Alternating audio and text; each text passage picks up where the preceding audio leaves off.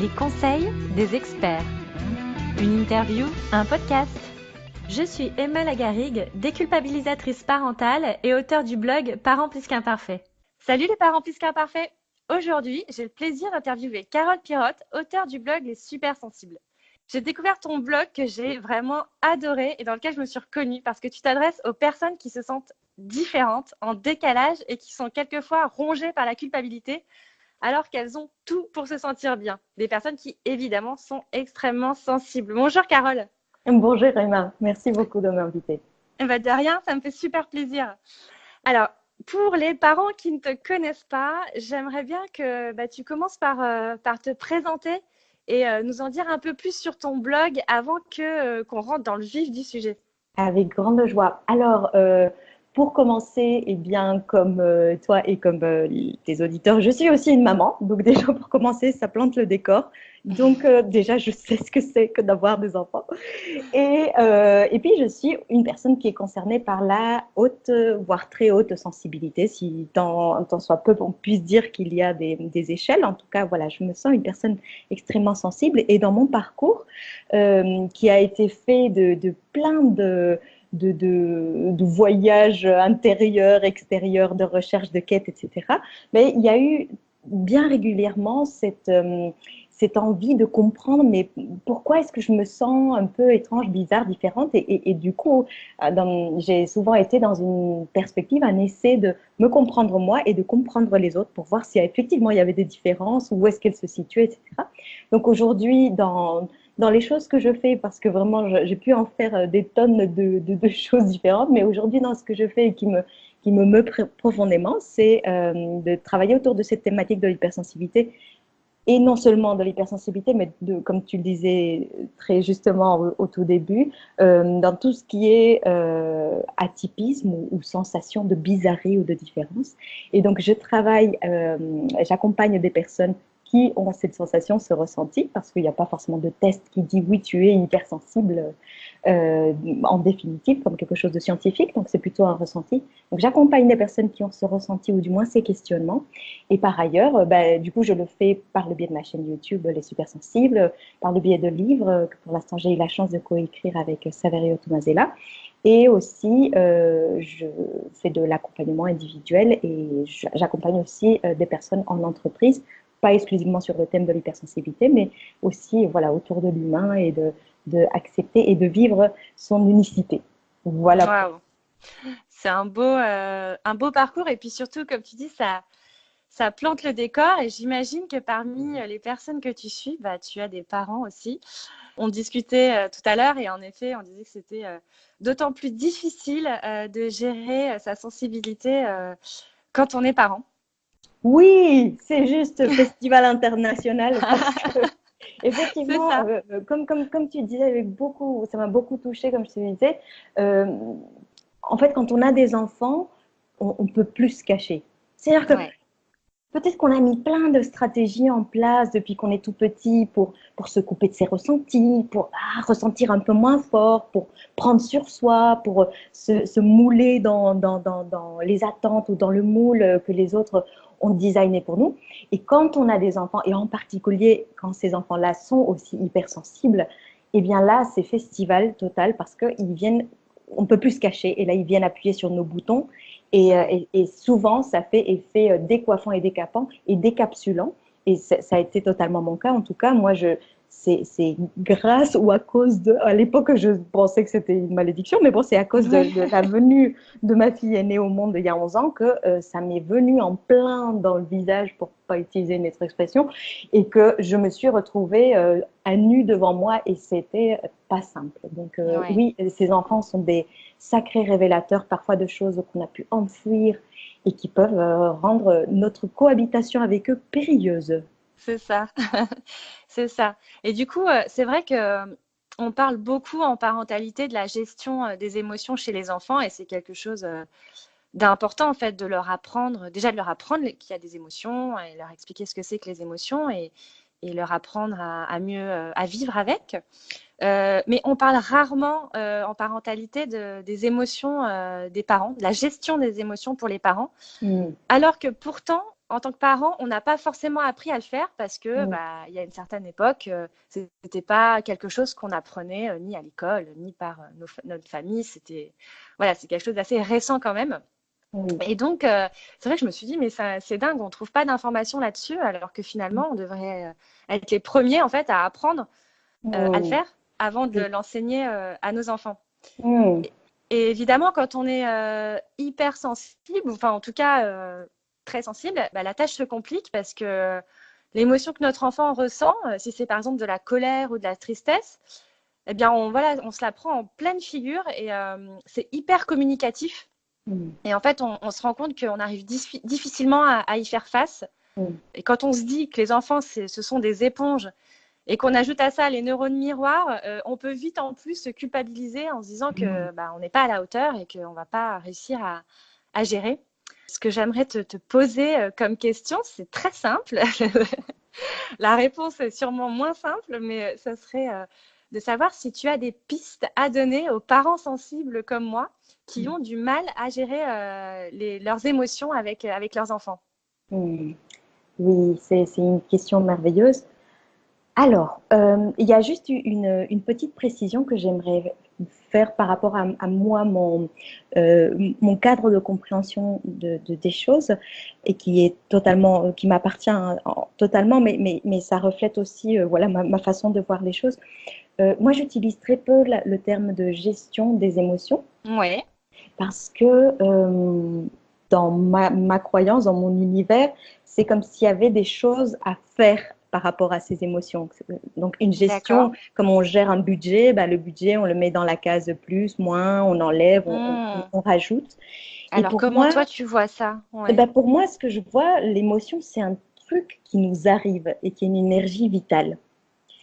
Et donc, je vois mal comment on peut gérer une émotion. Et je crois que c'est plutôt ça notre souci en tant qu'adulte, c'est qu'on Hmm. a appris à gérer nos émotions. C'est-à-dire qu'on Hmm. on a décidé, ou on nous a fait croire, ou fait comprendre de manière très insistante, qu'il y avait certaines émotions, notamment celles qu'on qualifie à tort, à mon sens, de négatives, la Hmm. colère, la tristesse, la peur, avec tous leurs dérivés, comme quelque chose de malsain, de négatif, et qu'il n'y a pas droit d'exister ou d'être. Et donc, c'est là où, depuis souvent tout petit, on a appris à mettre en place des stratégies d'évitement de ces émotions, ou de gestion pour le coup, et où on les réprime, on se coupe d'elles, ou on se coupe de soi, on se coupe de son corps. Ben, bref, on fait comme on peut, on prend des médicaments, on boit de l'alcool, on mange comme des fous, peu importe en fait tout ce qu'on essaye de faire pour échapper à ces émotions, alors que pourtant c'est une pulsion de vie, en fait, c'est une énergie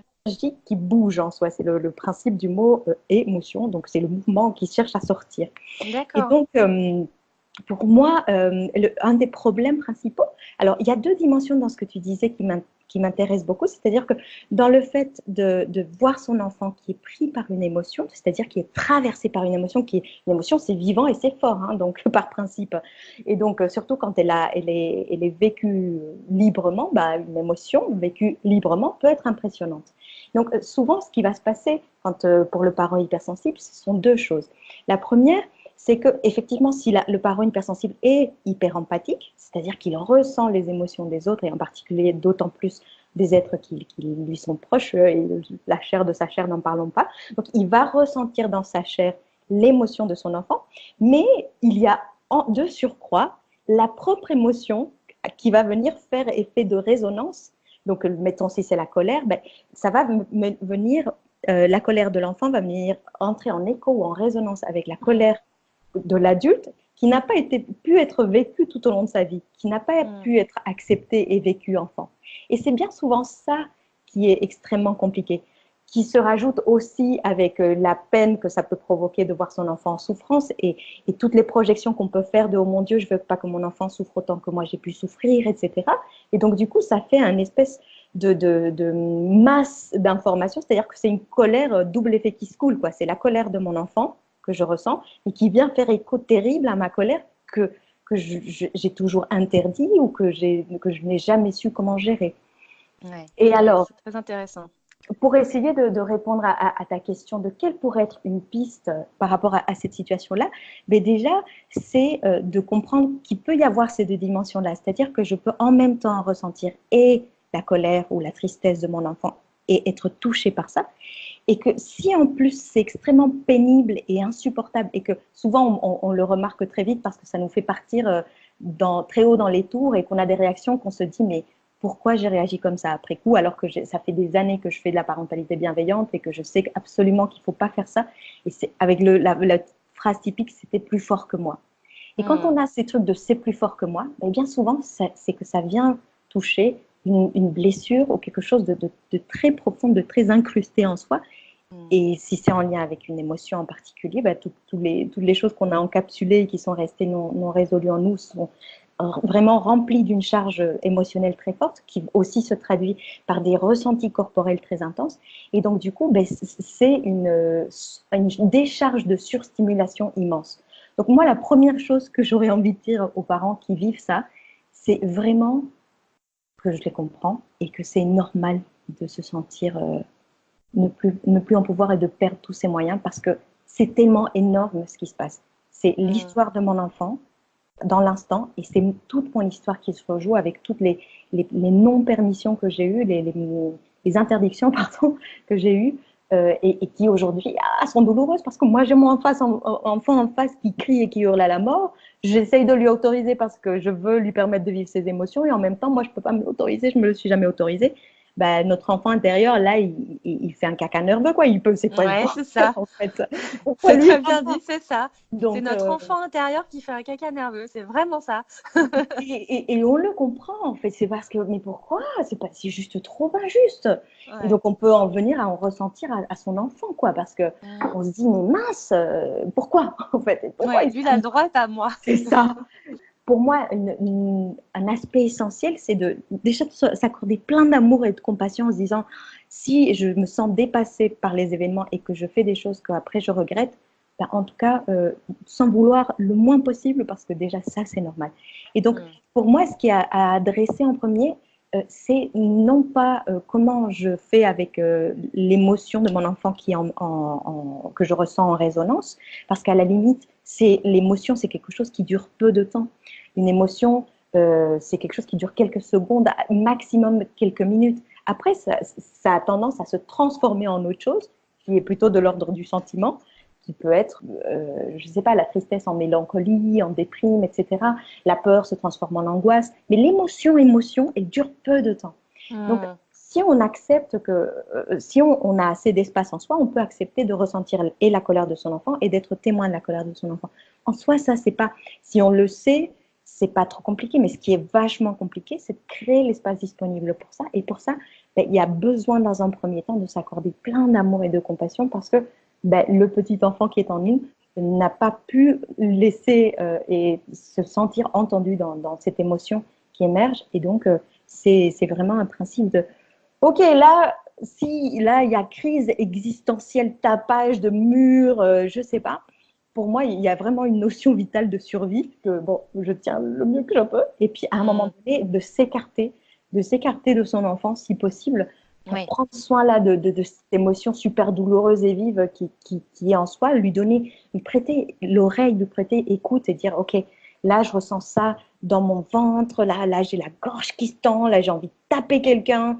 Et juste donner la permission de ressentir toutes ces choses-là. Et assez rapidement, en général, quand on donne de l'écoute à soi, tout comme quand on donne une vraie écoute à son enfant, le truc se calme, on retrouve de l'espace disponible et on peut revenir à son enfant. Oui, parce que c'est vrai que ça, c'est un super point de réfléchir, de se dire, quand on est comme ça, de réussir à s'arrêter 2 secondes et se dire, voilà, qu'est-ce que je ressens physiquement, mentalement, mais je trouve que la partie physique aussi est intéressante.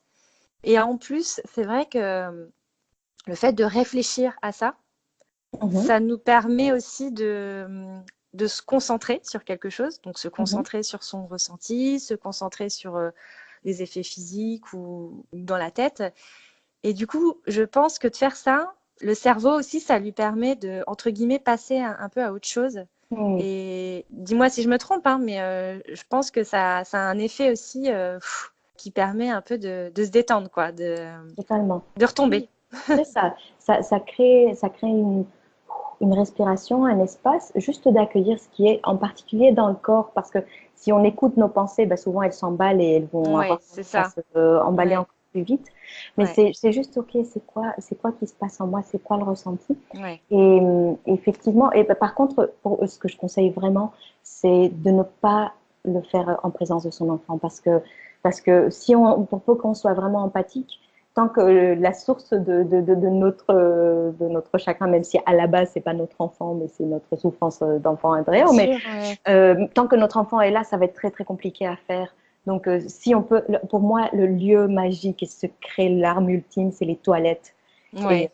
voilà, si on peut s'enfermer dans les toilettes 5 minutes et se dire là, ok, qu'est-ce qui se passe? Et je Ouais. suis le mouvement de ce qui émerge et ça crée un espace. Après, c'est vrai que quand on a à répétition, on se sent débordé, qu'on n'en peut plus et que son enfant, on a envie de le scratcher contre le mur et vraiment, qu'est-ce que je peux comprendre ça?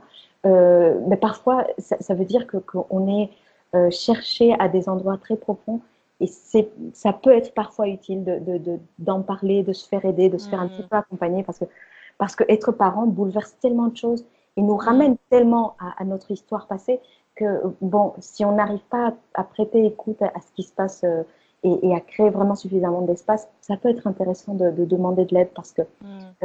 parce que c'est pas rien d'être parent sans rire. C'est sûr, C'est ouais. très compliqué.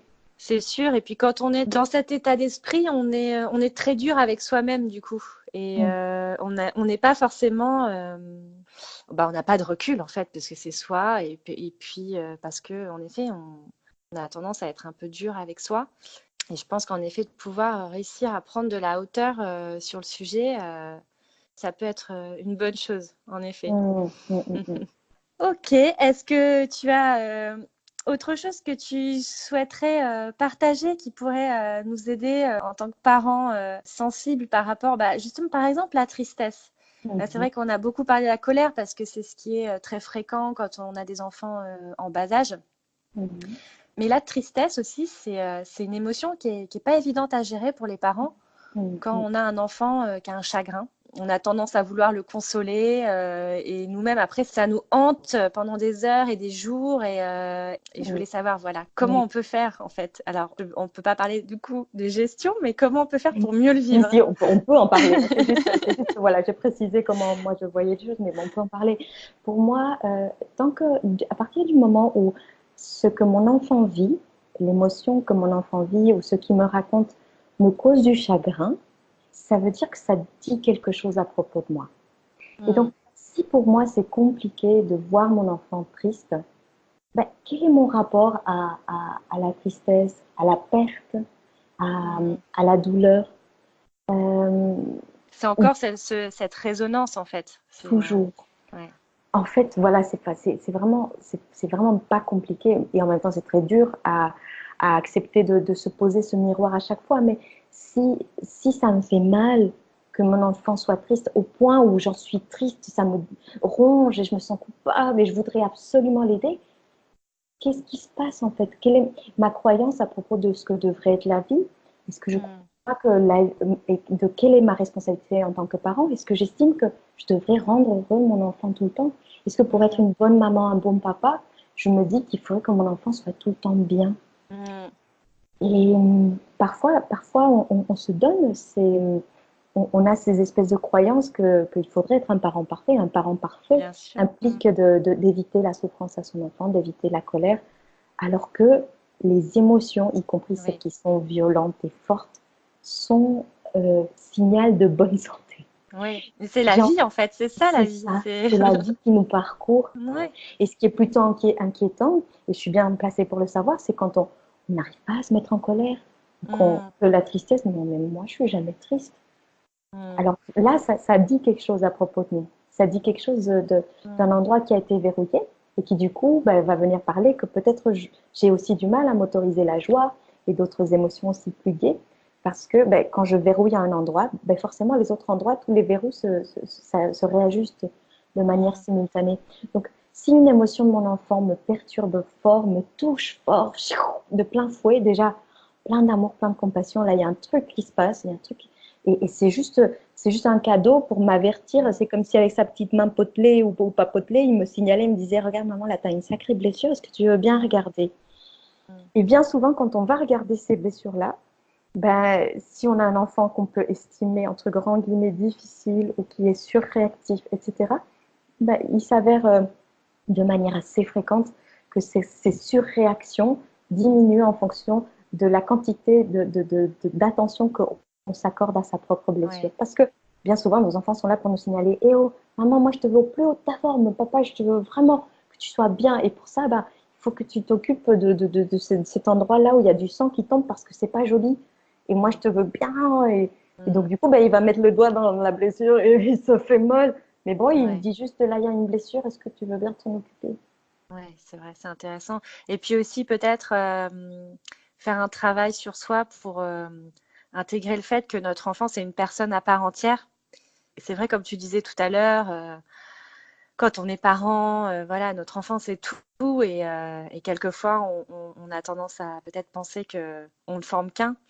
Alors Oui, qu'en fait, on a chacun notre personnalité, chacun notre façon de voir les choses oui. et que nous, on va réagir de telle ou telle façon face à une situation, alors que notre enfant, qui est une personne à part entière, va avoir une autre réaction. C'est ça, Et je pense, exactement. C'est très précieux ce que tu dis. Et aussi parce que mon enfant, il a son histoire et son chemin de vie. Et c'est pas ouais, parce que pour moi l'école ça a été difficile que pour mon enfant il faut que ça le soit aussi. ouais, Et c'est pas parce que moi j'ai mal vécu le fait d'être triste que mon enfant doit être mal parce qu'il est triste. Il va être mal si je vois que moi je suis mal parce qu'il est triste. Mais oui, sinon, ben, il n'y a rien pour un enfant. Pleurer, passer du rire aux larmes, même si ça peut nous paraître déconcertant, ça fait partie de la naturalité en fait. ouais, Et ouais, c'est ça. il aura son tempérament, et puis s'il est plus colérique, il est plus colérique. Mais bon, c'est facile à dire, effectivement, parce que tout ça vient nous toucher forcément dans nos retranchements. Et en Ouais. plus, la vie est tellement bien faite que ça va venir pile nous toucher à l'endroit Mais où il ouais, faut c'est que ça ça. bouge. Juste magique. Ouais, bon, en tout cas, franchement, c'est super, Carole, tout ce que tu as pu nous donner en quelques minutes, ces informations, c'est précieux et franchement, j'espère que ça va aider les parents à commencer à cheminer et à réfléchir un petit peu pour mieux vivre en fait et mieux se sentir au quotidien avec leurs propres émotions. Et Mm. je m'adresse là à tous les parents plus qu'imparfaits. Si vous avez envie voilà, d'avoir plus d'informations, je vous invite vraiment à aller sur le blog de Carole. C'est le-retour-a-soi.fr. C'est ça, hein, Carole, hein? Oui, c'est ça. Oui, Donc tu as le trouvé retour super sens. à soi.fr. Ça s'appelle Les Super Sensibles. Vous y trouverez plein de vidéos qui vraiment apportent beaucoup et qui font du bien au moral. Donc je vous invite vraiment à y aller. Carole, merci pour ce temps précieux que tu nous as accordé. Merci à toi Emma et merci à vous tous d'écouter et d'exister et d'être parents parce que c'est pas ça. Ouais. Et puis surtout, bah, n'hésitez pas si vous avez envie de contacter Carole. Donc soit vous passez directement par son blog ou sinon vous m'envoyez un petit message ou un commentaire juste au-dessous de l'article du podcast et puis je passerai le message à Carole. Merveilleux. Voilà, bah encore merci Carole et puis je te dis à très bientôt. Avec joie. Merci beaucoup Emma. À bientôt. Mon podcast t'a plu? Tu en veux plus? Rendez-vous sur mon blog parentplusqu'imparfait.com pour recevoir gratuitement mon e-book Comment obtenir la coopération de son enfant. D'ici là, je te dis à bientôt et surtout, n'oublie pas d'être imparfait.